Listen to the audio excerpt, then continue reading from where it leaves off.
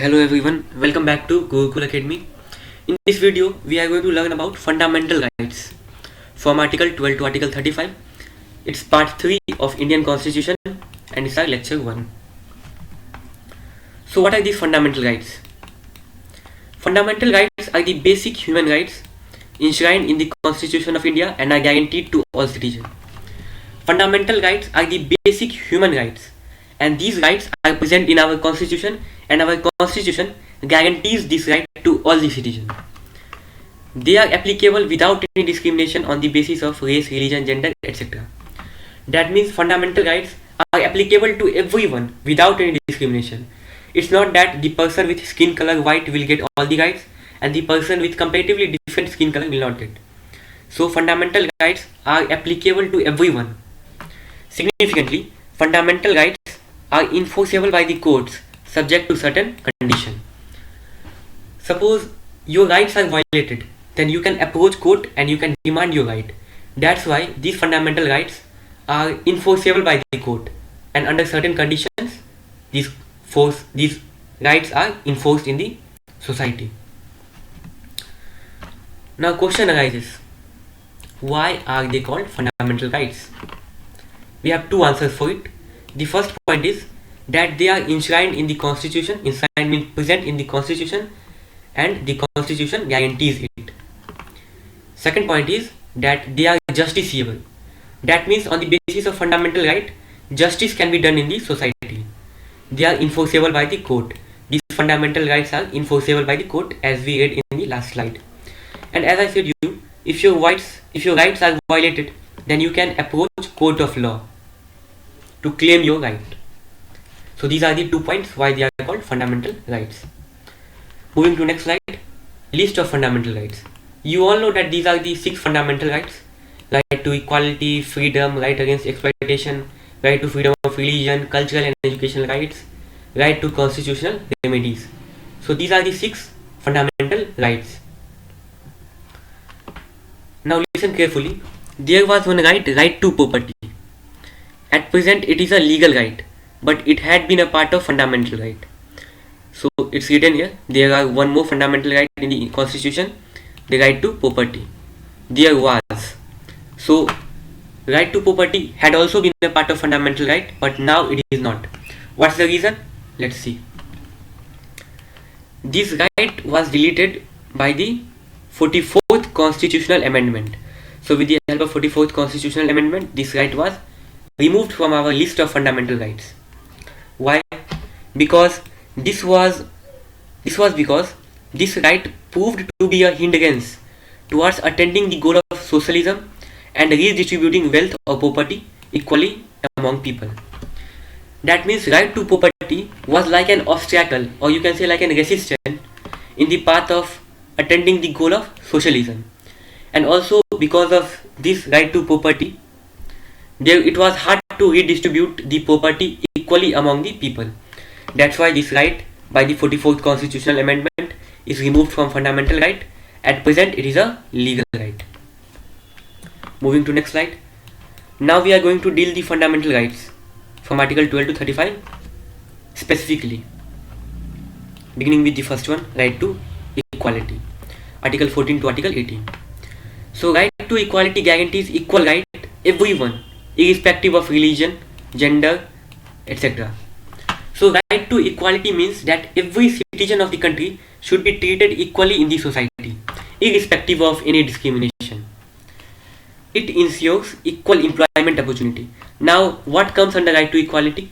So it ensures equal government opportunity. It ensures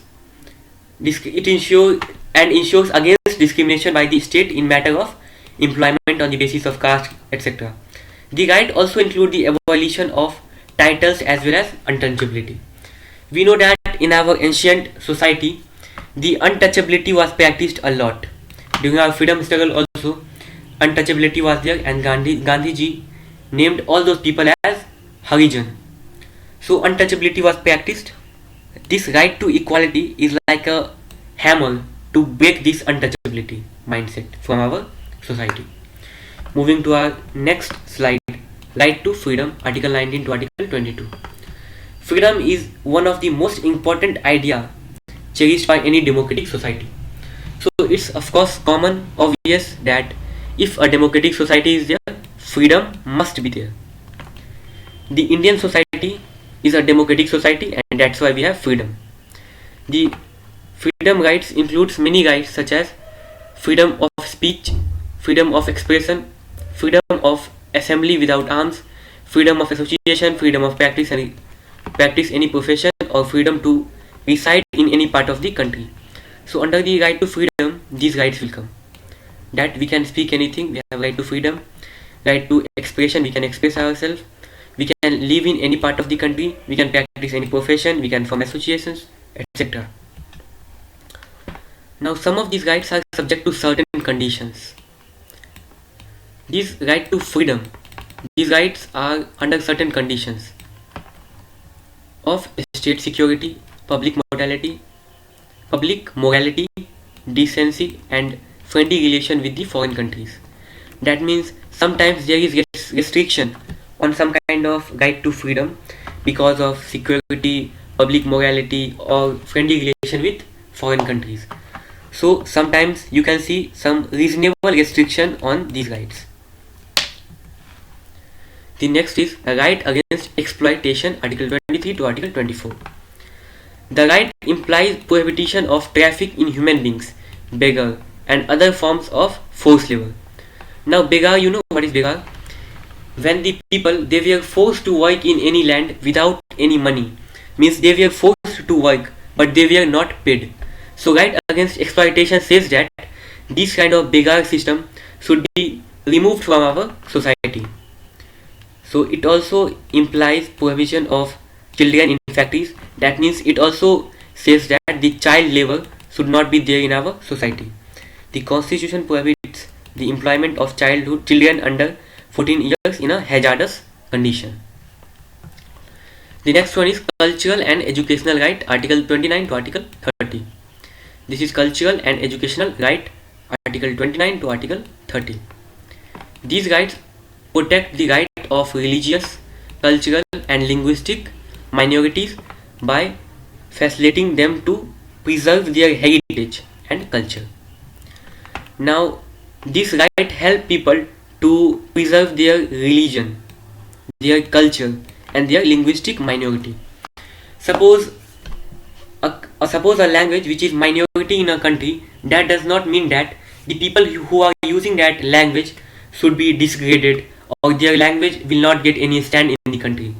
Their language, of course, it's minority, but should get some stand in the country. It's not that their language should be considered something illegal or denied. So linguistic minorities, their language are all protected by the cultural and educational right, comes under Article 29 to Article 30. Educational right are for ensuring education to everyone. Now see, educational right is also here. That means everyone in the society should get at least some primary education. Education is mandatory. Right to constitutional remedies, our sixth and last fundamental right, comes under Article 32 to Article 35. The Constitution guarantees remedies if citizens' fundamental rights are violated. The government cannot infringe upon or curb anyone's right. That means government have no legal right to curb anybody's right. When these rights are violated, the aggrieved party can approach to court. As I said before, if your rights are violated, then you can go to court. Citizen can even go directly to Supreme Court. Supreme Court, you know, the highest court, Supreme Court. Highest court is Supreme, then comes the High Court, then the local bodies or district courts. So this Supreme Court, people can approach to Supreme Court directly if they feel that their rights are violated. So the same thing is written here. Citizen can even go directly to Supreme Court, which can issue rights for enforcing fundamental rights. So this was all about the basics of fundamental rights. In our next lecture, we are going to deal with every topic related to fundamental rights, and we will deal with few questions, few MCQs related with fundamental rights. So thank you. Soon this lecture 2 will come.